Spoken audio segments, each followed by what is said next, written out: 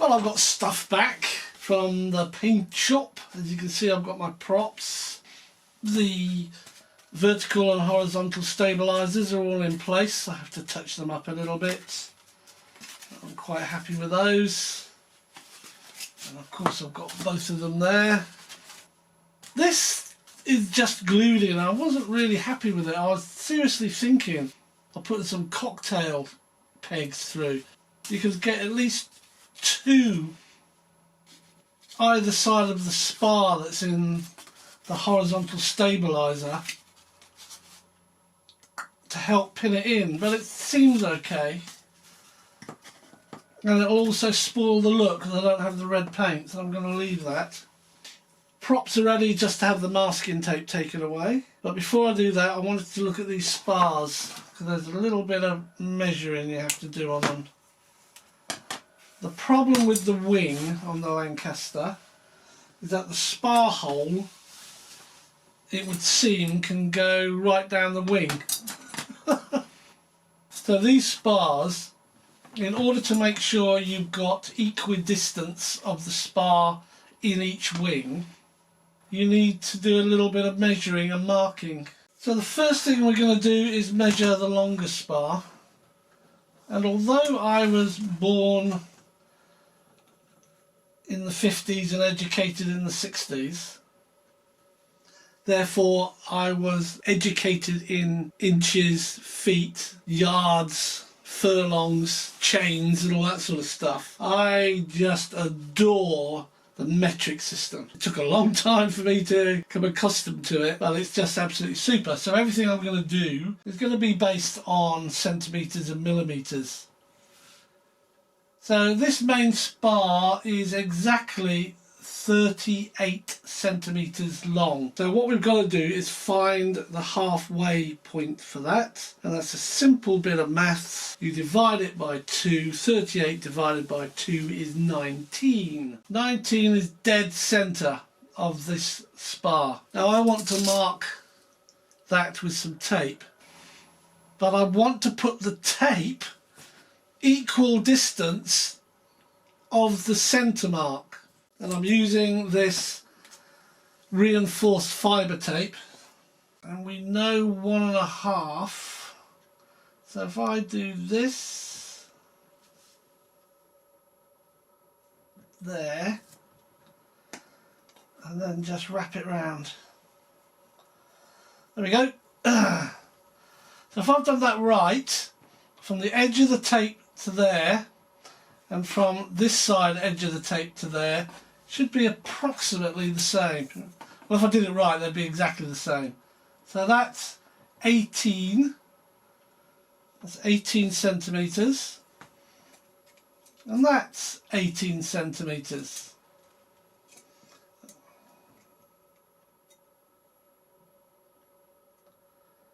Yep, that's absolutely perfect. So that's now halfway. And just to make sure that won't go down the hole in the wing for the wing spar, I'm just going to put some more tape on it to make it stand out a little more, so it acts as a stop when it tries to go down holes. That's the key here. This is what we're trying to do. So we can put the spar down one wing and we know we've got the same distance to go down the other. There we are. And we have to do that with the smaller spar as well. Let's get the big rule out of the way.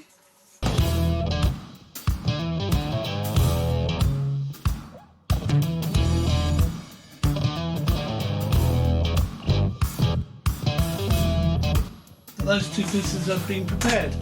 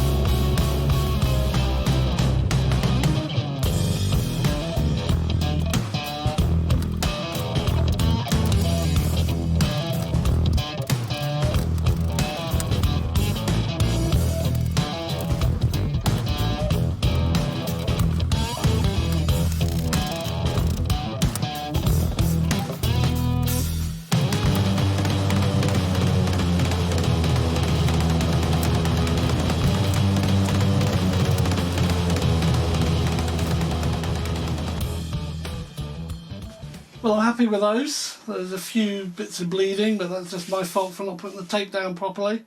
Okay, so this is the next step. We've got to trim all these vacuum formed pieces of plastic. And before we start on this, I need to inform you, I hate working on vacuum foamed plastic. Many unbearable hours later. Due to the graphic contents of the last job I've just done, I haven't filmed it. All you'd have heard is a load of bleeping and oh dear. Yeah, anyway, allow me to show you what I've done. Some people do it in black, I do it in grey. Just spray the primer inside and that's what it comes out like. Now what I've done with these as well, which was an experiment which turned out perfect, is I've sprayed them with the new gloss clear coat I'm using, the acrylic clear coat. And it's worked wonderfully. There's no frosting at all. They're really nice. Now I'm not going for the weathered look, I'm not going for detail. I just like a nice glossy shiny Lancaster. So these all go with it absolutely perfectly. I did make one mistake, or two mistakes actually, is I sprayed this. This is the rear turret and this is the top turret. The mistake is that these have black inserts that go into them with little holes in the foam that take the guns. So it's quite important that the holes you put in the canopies, i.e. the rear turret which takes 4 guns and the top turret which I believe takes 2, they have to line up so you get the angle of the gun right. And of course I can't see them now to line them up. I'm not sure how I'm going to address that. I might have to do some very delicate and careful measuring. Yeah, so let's get the protective stuff off.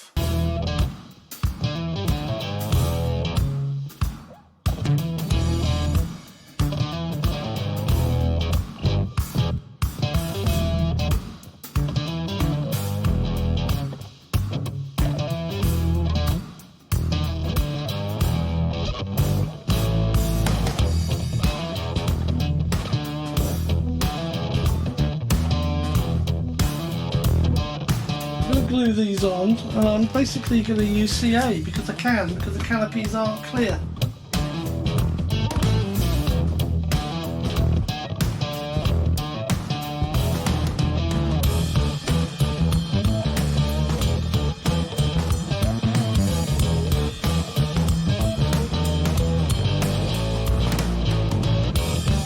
I've mocked up the guns, but they're set now.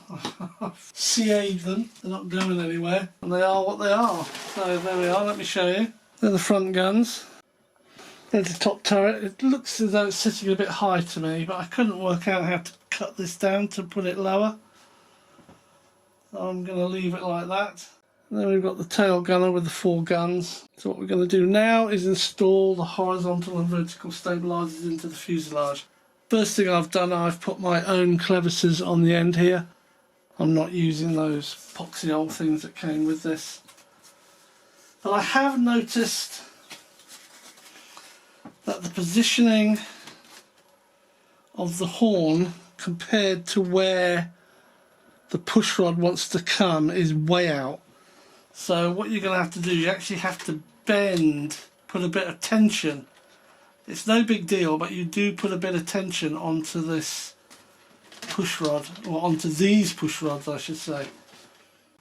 I've scraped it all out, I've cleared this up, I've cleared this up in there.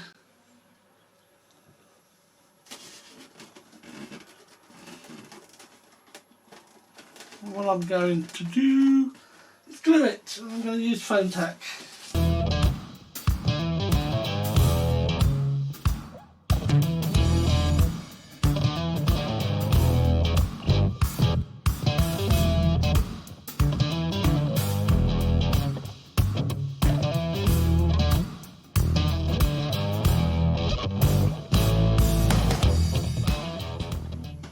Should be pretty glued by now. Yep, that's good. I'm going to turn it this way. And we're going to do the same with this one.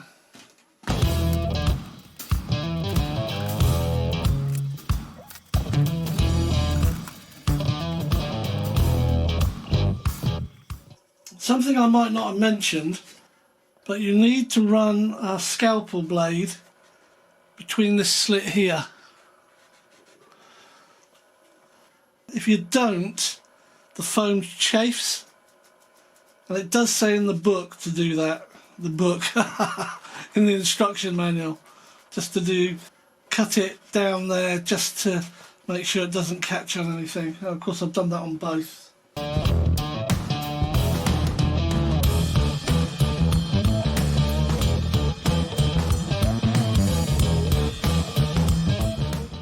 I'll quickly turn it so you can get a view like that.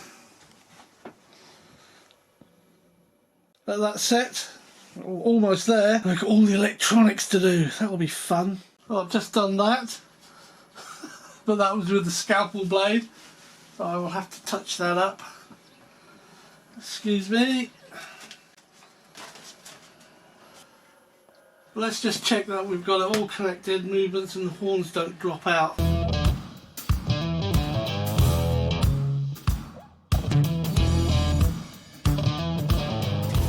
And then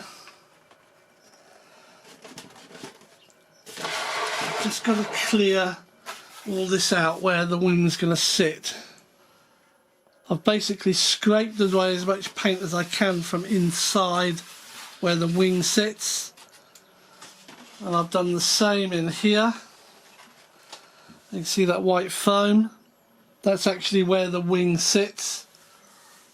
And I was told by Hobby King that for additional security of the wings, they recommend you glue them to those places.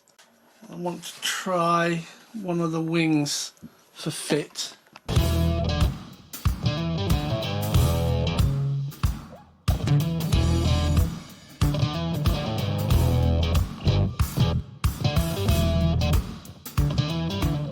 Well, it seems the foam tack fairies have come in and gobbled up all my big foam tack tubes. I'm going to be using Yoo-Hoo Paw, not foam tack, to glue the wings in. See here, this is where you have to put a screw. Now that would be the only screw holding the wing in if you did not glue it. So I'm just going to apply Yoo-Hoo Paw to the inside of this. No point trying to film it. We'll come back as I attach the wing.